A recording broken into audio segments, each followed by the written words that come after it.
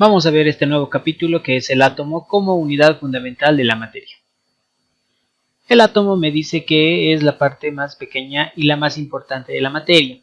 Se lo obtiene en las reacciones químicas. En el átomo distinguimos dos partes que son el núcleo y la corteza. Como podemos ver en nuestro gráfico, la parte interna, donde dice que se encuentran los protones y los neutrones, es el núcleo, y la parte externa, donde se encuentran los electrones, es la corteza. El núcleo me dice que es la parte central del átomo y contiene partículas con carga positiva, conocidas como los protones, y partículas que no poseen carga eléctrica, es decir, que son neutras. Estos son los neutrones. La masa de un protón es aproximadamente igual a la de un neutrón. Muy bien. Todos los átomos de un elemento químico tienen en el núcleo el mismo número de protones. Este número se caracteriza a cada elemento y lo distingue de los demás. El número atómico se representa con la letra Z. Como podemos ver en nuestra tabla periódica, tenemos diferentes elementos los cuales nos muestran el número atómico Z, que es lo que caracteriza a cada uno de ellos. Por si acaso, este número atómico no es el mismo para todos, y en la tabla periódica, como vamos a ver más adelante, todos están ordenados de acuerdo a este número atómico. La corteza me dice que es la parte exterior del átomo. En ella se encuentran los electrones con carga negativa. Estos, ordenados en distintos niveles, giran alrededor del núcleo. La masa de un electrón es unas 2000 veces menor que la de un protón. Entonces reconocemos que el átomo tiene en el punto central el núcleo, en los protones y los neutrones, y en la parte externa, en la corteza, los electrones. Vamos a ver un poquito, vamos a hablar y conocer qué es la tabla periódica. Tenemos esta tablita, la cual podemos ver los diferentes elementos químicos ordenados no por casualidad, sino están ordenados por alguna razón que vamos a ir viendo ahora. Me dice que la tabla periódica es un esquema diseñado para organizar y segmentar cada elemento químico de acuerdo a las propiedades y particularidades que posee.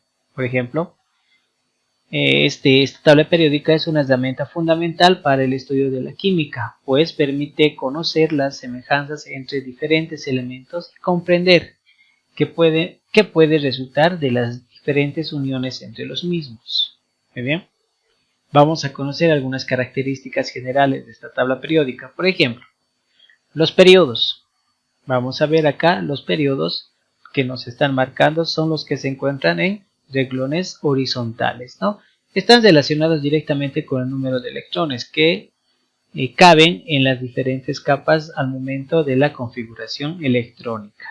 Muy bien, una vez que entremos a configuración electrónica, vamos a ver en qué es que se relaciona con esta parte de los periodos, ¿no? Decíamos que acá tengo un esquema de todas las características que tengo en esta tablita de cada elemento. Por ejemplo, en la parte superior tengo el número atómico, debajo tengo el nombre, tengo el símbolo y además tengo la masa atómica. Muy bien. Cada uno de los elementos, decíamos, tiene diferentes números atómicos y diferentes masas atómicas. ¿Qué son los grupos o familias? Como podemos marcar, son esas contienen a los elementos que tienen propiedades similares y, desde el punto de vista de la teoría, configuraciones eléctricas externas iguales. Muy bien, entonces, haciendo un poquito, viendo de los periodos, tenemos 7 periodos que están en sentido horizontal y tenemos en este caso 18 grupos o familias que están en sentido vertical. Muy bien. Vamos a ver otras características de la tabla periódica. Por ejemplo, si separamos por grupos a la tabla periódica, vamos a ver los elementos representativos. Estos están conformados por las primeras dos columnas y las del grupo 13 al 17. Acá los tenemos de la tabla periódica. Estos elementos también se encuentran en la tabla de valencias de metales y no metales. Si agarramos nuestra tablita de valencias y vemos que están, por lo menos en el primer grupo, a partir del litio hasta el francio, nuestra tablita tiene una valencia de 1 positivo, ¿no? En nuestra tablita también vemos los divalentes del berilio al radio. Vemos los no metales, en este caso la familia de los halogenoides, los anfigenoides, los nitrogenoides y los carbonoides. Y además tengo algunos elementos que también son trivalentes, divalentes, ditrivalentes o en algún caso polivalentes. Muy bien, estos son los elementos más representativos de la tabla periódica. También vamos a ver los metales de transición, que son estos, los que se encuentran en medio de estos dos grupos y constituyen las 10 columnas del centro de la tabla. Como las anteriores, estos elementos en su mayoría se encuentran en la tabla de valencias de metales y no metales, ¿no? En su mayoría, no todos, de estos elementos se encuentran tanto en monovalentes, divalentes, en polivalentes incluso. Los lantánidos y actínidos, que son los reglones que están en la parte inferior, comprenden las dos últimas filas de la parte inferior de la tabla, que corresponderían al periodo 6 de lantánidos y al periodo 7 de actínidos. De este grupo existen algunos elementos que se encuentran en la tabla de valencias de metales y no metales, ¿no es cierto? Muy bien. Y por último tenemos los gases nobles. Estos corresponden a la última columna de la tabla. Son estos, ¿no? Son los únicos elementos de la tabla periódica que tienen una configuración electrónica estable. Y estos elementos no pueden unirse con otros para conseguir esta configuración estable, ya que ellos ya la poseen. Vamos a ver otras características como los bloques o subniveles de energía. Acá tengo, ¿no? Es nuestra tablita y en esta parte podemos ver que están separados por bloques o subniveles de energía.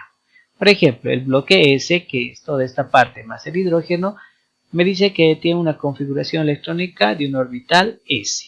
Muy bien. Luego, el bloque P, que es esta parte de la derecha, que tiene una configuración electrónica más externa. Es de orbitales sp. Muy bien. También del bloque D, que tengo acá al medio, los diferencia el número de electrones en sus orbitales D externos, o sea que tiene orbitales s, p y d. Y por último, el bloque de abajo, que sería en este caso el F, son los lantánidos o tierras raras y los actínidos, que tienen orbitales s, p, d y f. Muy bien. También podemos ver la electronegatividad. ¿Qué me dice? Que es la tendencia que tiene un átomo de cierto elemento a captar electrones. Si su electronegatividad es elevada, significa que tiene mucha tendencia a atraer electrones de otro elemento, que sería el dador. Como puedo ver en esta tablita, tengo la diferente electronegatividad de cada uno de los elementos. Acá también podemos ver que los que están más abajo son los que son menos electronegativos y los que están más arriba son los que tienen más electronegatividad. Por ejemplo, el francio es el elemento que tiene menos electronegatividad y el flúor es el que tiene mayor electronegatividad. A lo que nos decía la parte de la teoría es que los elementos que tienen mayor electronegatividad son los que pueden atraer fácilmente a los que tienen menor electronegatividad. Vamos a ver cuál es la estructura atómica o la estructura del átomo. Demócrito, en el siglo V a.C., expresó que la materia estaba formada por partículas invisibles. Muy bien, a estas pequeñas partículas los llamo átomos, de lo cual A significa sin y tome parte, o sea, son unas partículas sin partes. Sin embargo, esta teoría atomística de la materia no fue desarrollada durante muchos años debido a la influencia de filósofos idealistas como Aristóteles, quienes defendían la continuidad de la materia. Para Aristóteles, la materia podría dividirse de manera infinita y que ella estaría constituida de 4 principios básicos abstractos, como ser el frío, caliente, seco y húmedo, combinando estas 4 propiedades la materia para dar un lugar a 4 clases de elementos, como ser el agua, la tierra, el aire y el fuego. Además de un quinto elemento independiente de los anteriores, conocido como el éter. Conociendo esto, en lo posterior ha habido científicos que han llegado a pronunciarse mediante postulados sobre la estructura atómica, y de los cuales vamos a ver algunos principales, como por ejemplo la teoría de John Dalton en 1803. La materia decía Dalton que la materia está constituida por pequeñas partículas sin división y de forma esférica, llamadas átomos, como vemos aquí en el primer gráfico. Los átomos que forman una misma materia son de igual forma peso y propiedades. Una reacción química es un reordenamiento de átomos. Entonces Dalton nos decía simplemente que este átomo está constituido por partículas pequeñísimas, pero sin división. Otro postulado es el modelo atómico de Joseph Thomson, que en 1904 decía que los átomos están formados por capas eléctricas, de tal forma que el número de cargas positivas es igual al número de cargas negativas, coincidiendo un átomo neutro. La historia científica la llama la torta de pasas. Acá es como si fuera una tortita de pasas, es una torta y los electrones y protones fueran las pasas. Muy bien, entonces nos dice que estas cargas positivas o negativas están dentro de lo que es el átomo. También tenemos otro postulado o el modelo atómico de Ernest Rutherford en 1911 que nos dice que los electrones giran alrededor del núcleo en orbitales no muy definidos. Muy bien, el tamaño del átomo está definido por los orbitales del electrón que giran más alejados del núcleo. Este nos decía que es el modelo atómico de Ernest Rutherford. El modelo atómico de Niels Bohr en 1913 nos menciona que los electrones giran alrededor del núcleo en una zona esférica o capa. Acá está, ¿no es cierto? Este es el modelo atómico de Niels Bohr. A cada una de estas zonas o capas se denomina nivel de energía. Su valor es característico y no puede tomar cualquier valor y tiene además un número ilimitado de electrones.